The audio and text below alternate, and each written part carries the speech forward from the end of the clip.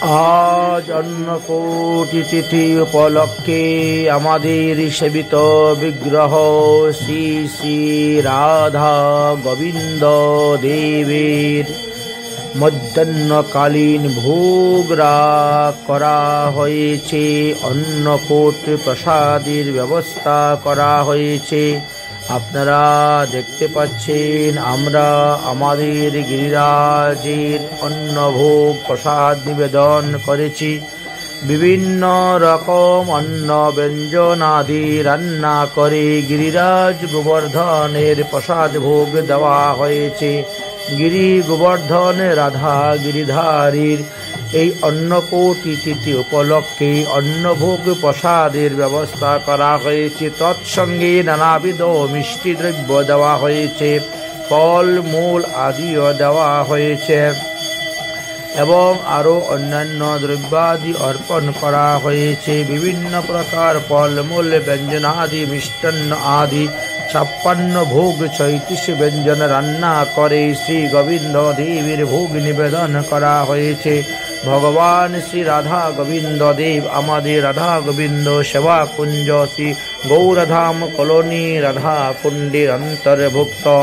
আমরা সেই গিরিরাজ গোবর্ধনের অন্নকূটের উৎসব আমরা অনুষ্ঠান করেছি এবং আপনাদেরকেও সেই গিরিরাজ গোবর্ধনের মহাপ্রসাদের কিভাবে প্রস্তুত করে দিতে হয়, ভোগ লাগাইতে হয়, সেই সমস্ত দ্রব্য আদি দর্শন করাচ্ছি। গিরিরাজ গোবর্ধনের বৎসরে একবার এই অন্নকূট মহোৎসব অনুষ্ঠান হইয়া থাকে।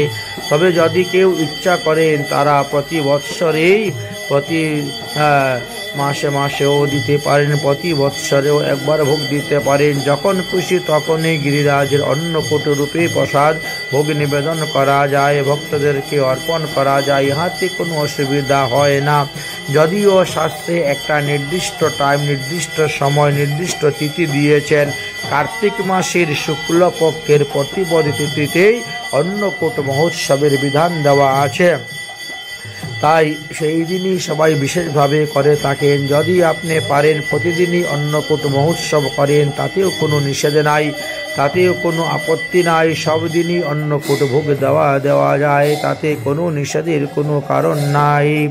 অতএব আপনারা অন্নভোগ প্রসাদ নিবেদন করিবেন, ভগবানকে অর্পণ করিবেন, তাহলেই আপনাদেরও মঙ্গল হইবে, কল্যাণ হবে। ভগবান গিরিধারীর কৃপাতে আপনাদের সমস্ত মনোবাসনা পূর্ণ হইবে।